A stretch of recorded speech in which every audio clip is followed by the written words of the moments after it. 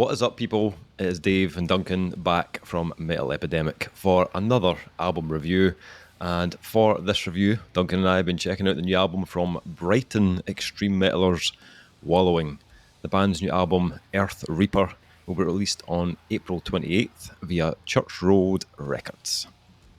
Labelled as a must-see band in the flesh, the faceless Wallowing are as much a conceptual multimedia art project as a band. Known for their intense and atmospheric live show, endless smoke machine, dual lasers, all black spacesuits, Wallowing have also released handcrafted action figures, trading cards, an alternate reality game, and a comic book. So you could say they're not very busy. No. Slacking. Album number 2 dives further into their sci-fi reality with the new video Flesh and Steel, the opening chapter to their concept album Earth Reaper.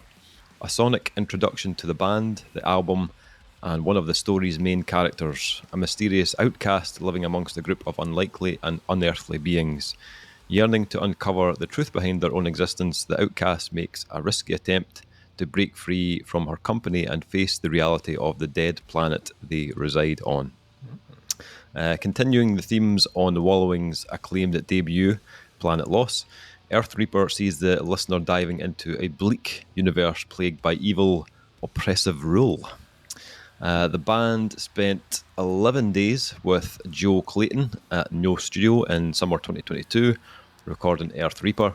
Whilst recording the expected instrumentation and noise layers, the band and Joe also experimented with recording organic noise, such as the grinding of cinder blocks and the hitting, grating of various metallic debris to add to the continuous soundscape behind the core instrumentation. So, Duncan, Dave, we have a faceless, nameless group of individuals. they have a name, we just don't know who they are in relation to the group. Yes, they are consisting of a guitarist, a bassist, a drummer, 2 vocalists, one doing additional noise, and one handling the synths. So, Wallowing. Their social media handle is Wallowing Noise. So, straight away, there's a little bit of a giveaway as to what level of extreme you're going to get on this. Ambient. Yes, very ambient. No, this is pretty vicious stylistically. It's classed as sci-fi extreme metal, which kind of encompasses a whole kind of mix of stuff from sludge, doom, bit of black, bit of death. Weirdly, I heard their second single first, which is the kind of middle track of the album. Yep. And that track has a bit of ambience and kind of atmosphere to it before it kind of launches into that kind of barrage of like blackened riffs and scathing vocals. So I suppose I expected that cleaner side to be a bigger part of their sound. I kind of went into this thinking this was going to be more kind of like maybe like a post black metal type thing, right. Stylistically. But it is not. It is not a post-black album. You could not be. No, I could not. You could not be. You could be. You could be more wrong, but you couldn't be at the same time. I don't know. How strong is this beer? Like fucking 3 sips into it, and I can't speak.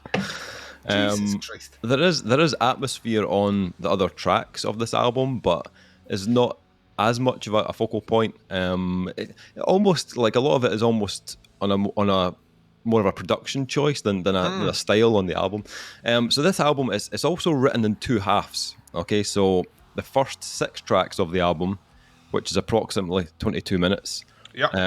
Those are the kind of prologue to the second half of the album, which is basically the closing track, which in itself is almost 22 minutes. All right. Yep. So we'll come back to that one. The first 6 tracks are actually 3 interludes and 3 full tracks. Yep. Which sounds short when you say it out loud, but actually like, those 3 tracks are over 20 minutes. So, I actually kind of like the format of the way they kind of laid that out with those interludes in between.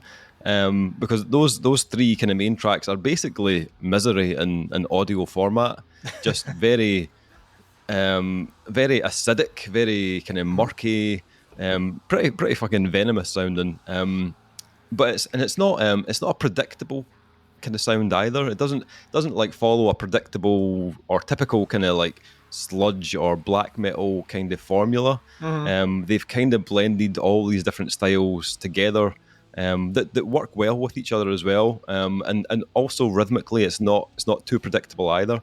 So the three tracks that you've got there, they don't all sound alike. They've got the first track, Flesh and Steel, which is the kind of hard hitting opener, full of really kind of jarring chords, really kind of thick, sludgy riffs. You've got Cries of Estima, which gives you a slower kind of type of heaviness, more on the doom side, I would say, but with a little bit of that kind of spacious atmosphere I was talking about, and some quite interesting kind of like sci-fi type synths beneath the mix as well. That then kind of evolves into something more extreme and ruthless by the end of the track. And then you've got Cyborg Asphyxiation, which is like a 10.5 minute expansive sci-fi laden kind of combination of the first two tracks. It's both kind of like sprawling and will kind of slap the tits right off you as well. Also, the Urban Dictionary definition of having a strangle wank with a robotic arm. Which I don't recommend you try, unless you've got a good control. Like, you pass it while that's happening, you're dead. Good to know. Good to know. Ladies and gents, just bear that in mind. Do the research. Dave reads the notes. I do the research. Hard hitting, almost past the robotic arm round my fucking throat. Some of my dick. Some of the riffs towards the end of that track are fucking savage. I took the words right in my mouth, Duncan. Savage. Savage is the word. Yep. And very, very kind of groove laden, which was right up my street. Actually, I mean, when I was listening to that, it kind of reminded me, I think maybe a couple of years ago now, we reviewed an EP, I think it was, by a band called Moon Reaper. Yes, Moon Reaper. Yeah. And there was kind of similarities there. Like that EP had a kind of similar, kind of corroded, quite intense feeling with a good Moon mix Reaper? of styles. I know. Earth Reaper? I know. What's going on? Mars Reaper. Let's get it started. So from the first kind of 6 tracks, I was kind of thoroughly enjoying where this album was going. Even the interludes, I liked that they were all slightly different. The beauty of the interludes is that they don't even, we're talking about following a formula.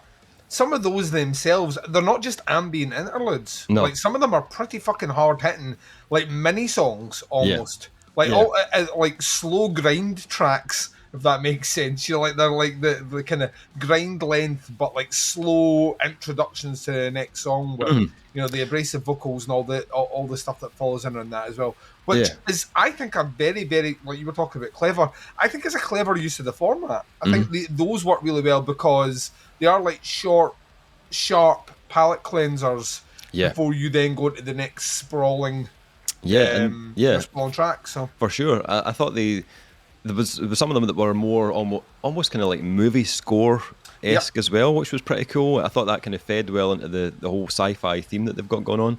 But even on like a track like Obliteration, which is a bit more glitchy and like full of like static noise and stuff, it still felt tonally compatible with what came before it and after it. Yeah. Then we got to the 7th track. Title track. The closing title track. It's almost 22 minutes long. Yep.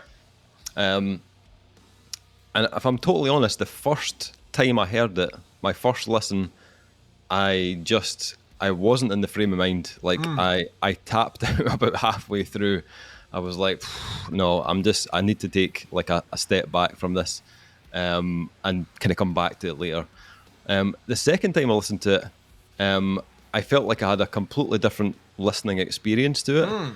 And I don't know if it's because I knew what was coming, so I was kind of like mentally prepared for it, or if I was just more in the mood for something expansive and kind of slow burning. Whatever the reason, I got much more from it the second time. I quite enjoyed the journey it took me on, using the J word. From Making the it so early. I know 10 minutes.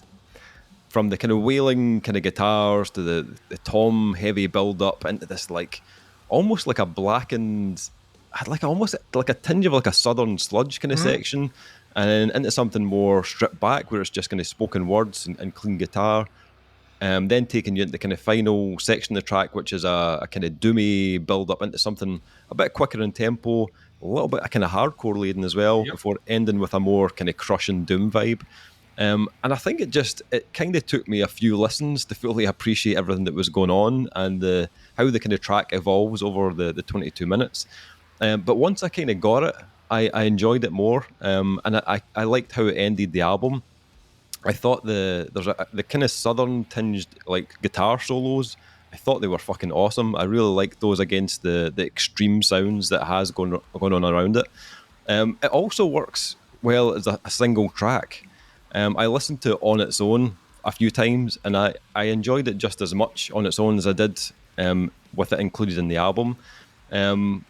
As sometimes those tracks, like when you hear them on the album, you think, yeah, that's cool, and you think, I don't know how I feel about that live. Like, I'm not sure how I feel about that. But the more I kind of heard it, I actually think I'd quite like to hear it live. I think it's got a really cool narrative that gives you plenty of kind of ebbs and flows, but then it gives you the heavy stuff that feels rewarding as well. So, although I was initially unsure at first, I actually came around to the track after kind of multiple listens.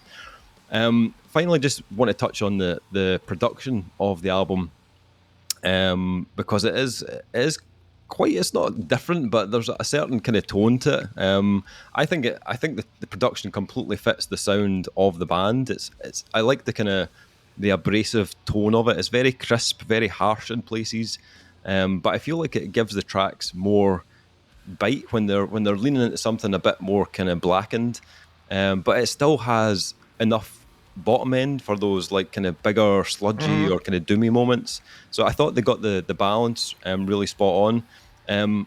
The production of the vocals as well, which are very kind of erosive, I suppose, for the most part. The guy has a very raspy tone anyway. It's very Yeah. scathing, but it sounds like they've just kind of went all in on that on the production as well to make them as kind of filthy as possible. And there may be some kind of studio effects and stuff going on there, but I thought it added to the intensity of them, and they were still totally audible as well. Like it wasn't like you couldn't hear what he was saying. Synths are handled really well. They're not obtrusive on the album. They kind of add a layer that elevates that more kind of cosmic side of the band. So I thought they were done really well. Yeah, I really enjoyed this. I think it's another really cool addition to the kind of Church Road roster. They're doing really well just now at picking bands that all sound completely differently. So I can totally hear how they would fit on a label like this. What about yourself? What do you think?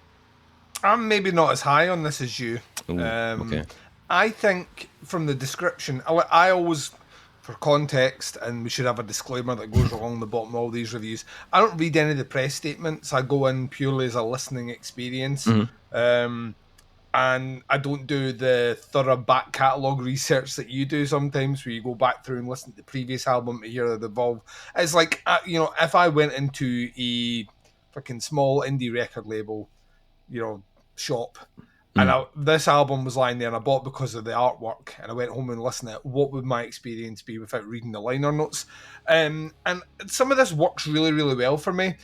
Other aspects don't. However, from what you were saying there, I actually think a couple of my issues might be fixed seeing it live with the show that they're talking about, because there is an element where my mind starts to wander in certain songs, and I feel that if it's grounded with something visually exciting, that would actually accentuate the experience. So it could very well be that a couple of the criticisms that I may levy at this one, actually in the context of seeing it live, are alleviated completely. Very much like yourself, I like, in terms of the first 6 tracks, I like the setup. I like the idea of something relatively short kicking into something with substance. And I think they do that really, really well. They don't fall into any trappings at all. It's very varied and it's very interesting. You don't really, between Flesh and Steel, Cries of Estima, and Cyborg Asphyxiation, you don't really tread over the same ground again in any of those tracks, but it's inherently unified within the core sound of the band. Yeah. There's a lot of really cool techniques that they utilize, and they clearly have the ability to blur the lines between genres, which we're seeing more blurred nowadays. They used to feel like the idea of blackened elements and doom and, you know, like kind of more abrasive, kind of almost metallic hardcore sections, or those used to be their own countries, and nowadays the borders are open. You know what I mean? Yep. Like, you can very easily, like, if you're a good musician, traverse those without feeling like you've got whiplash from listening, and they do that really, really, really well. And sometimes it's not in the elements you would expect. Sometimes the band are still maintaining a kind of sludgier element, and the vocals are the first part to go into that blackened side, and then the rest of the band syncs up with it. It's very, very, very smartly done. Or vice versa, you'll be in a very, very disgustingly heavy part, and then the guitars are leading you to the next thing ahead of what the vocals or even the kind of the synth work and the noise is doing as well. So they're very smart that way, how they piece it together. I, unlike you, am not a big fan of the Earth Reaper track. Right. Now, I've listened to it 3 times, and each time there is a drop-off point for me where I'll lose interest for about 4 or 5 minutes before I'm pulled back in each time. This is what I'm saying. In a live setting, if they're doing stuff and there's lights and it's all mysterious and it's all ethereal and all the rest, I'm probably going to pay more attention to that. But I'll be honest, as a listening experience, I felt like we were touching some of the ground we'd already covered on the album. We were adding elements we hadn't had before, but it did eventually kind of feel like we were going, right, and now we will do this genre, and now we will do this genre. And the transitions are really well done, but I don't necessarily feel that on one song we need that many transitions. I actually almost felt at a part that you could do a part 1, part 2 on this one, like an Earth Reaper part 1, which starts to build up, and then when you get into that more like abrasive back half, that's that's the answer to the question that the album's setting up. So I'm not completely convinced on it. It's not bad by any stretch of imagination. Musicianship's really, really good. I just found my attention maybe waning a little bit, which is not common in this genre. Like, I am all for throwing me a 15+ minute track, and I'll probably go along with it if there's a drony kind of doomy sound in the background. Kind of happy to follow on with it. Also, I'm not completely sold on the vocal effects, if I'm honest, either. Like you mentioned it, I don't know if it is a case of the vocalist is, the gain's turned up so high that it's so discordant that it's kind of breaking, or if there is a vocal effect there, which there very well could be. I'm not against vocal effects, but you can hear, if you've got a good set of headphones, you can hear the raspy tone underneath the effect. He doesn't need it. And it became like a little bit of a distraction. It's not utilised all the way through the album as well, but then you now explaining that there's 2 guys doing vocals, I wonder if one of them actually has the effect on and the other one doesn't. But yeah, I found that not unappealing, but it didn't, especially on repeat listens, it became a mild distraction to me. So I'm kind of torn on this one. And we were actually speaking about this one yesterday. In principle and on paper, there's a lot of things that I think are fucking great about this. And a couple of elements. 1, surface level vocals, and 2, the choice of a very, very long closing track, which I don't think necessarily works for me. I'll put it that way. That kind of bring it down. But it's hard it's always hard to judge the contents of something that is specifically designed to be consumed in a different fashion. And it sounds like, from what you're here, what you've told me in the press statement, which is basically what I'm going with now as a kind of redemption for my review, is that the visual element that accompanies this in a live setting ties everything together. And it's not that tracks 1 through 7 on this don't tie together, they do, but I just kind of feel like there's there's either an element too far for me in some places, or something like a step that they didn't take. I'm not into. It's very difficult for me to articulate. I don't dislike this by any stretch of the imagination. I know they're playing Glasgow. Sadly, I'm not going to get out to see them. They're on the list. I'd be interested to check them out, but they're wading into a genre at the moment, which is like people peek behind the curtain. Tonight we're doing reviews of bands that touch in both the kind of the harder, more metallic sounds, and in the kind of sludgy doom domain as well. And both those bands, I think, handle those elements better than Wallowing do. So yeah, I don't know. It sounds like I'm beating it with my dick, and I really amn't. There's a lot that has me curious about them. There's a lot that is worth talking about and certainly listening to. As a full release, I don't know if it fully works for me the same way it works for you, or possibly works for people that are more acclimated to the band. Okay. However, notwithstanding the fact that I'm not going to get a chance to see them on this tour, if they do come back up, I think we make an effort to go and check them out. Yeah. There's enough in there, buzzwords and keywords, that I should jump all over. I'm curious to see how they do it live. Like, very, very, very curious. Yeah. Okay. So scores for this new one from Wallowing. I'm kind of gutted that I won't be able to see them live because I'm out of the country when they're playing Glasgow, which is really every band that could possibly come to the UK is coming to the UK in the 2 weeks you're away. Yeah, it's fucking brutal. Yeah, I really like this. I love the tone. I love the mix of styles. Great layers with the synths and the kind of eerie noises. It's got an interesting kind of arrangement to the album as well, with interludes and that kind of mammoth 22-minute closer. But I thought it all worked well conceptually and structurally. I would go 4 out of 5 on this one. The only reason that I haven't gone any higher than that is I think there is a lot going on at times, especially on the kind of longer tracks. And not every single thing stuck with me afterwards. I think I'd like a few more kind of notable moments in there, but at this point in time, it's a 4 out of 5. I'm in with Wallowing, and I'll definitely keep an eye on what they're going to do next for sure, and I'll definitely catch them on the next tour for sure. What about yourself? What are you thinking? I am coming in a 0.5 lower than you. Okay. Like I say, like musically, it's diverse, it's interesting. For the most part, it hangs really well together. There's a couple of stylistic choices that don't necessarily work for me, but they're not bad choices. Yeah. You know, it's like no one's flinging an accordion in the back of this one. You know what I mean? It's just, it doesn't fit my personal taste, but it's hard to deny that the guys are doing something interesting in a genre which is very active at the moment, and they're carving their own niche out. So, yeah, 3.5 out of 5 for me. Nice. So that is Wallowing, Earth Reaper, out on April 28th on Church Road Records. Links below to the band, to the pre-order. Check them out. Let us know what you think. That is the review. Thank you for checking it out. We'll be back with another review very soon, but until then, take care. Speak to you soon. Bye, everyone.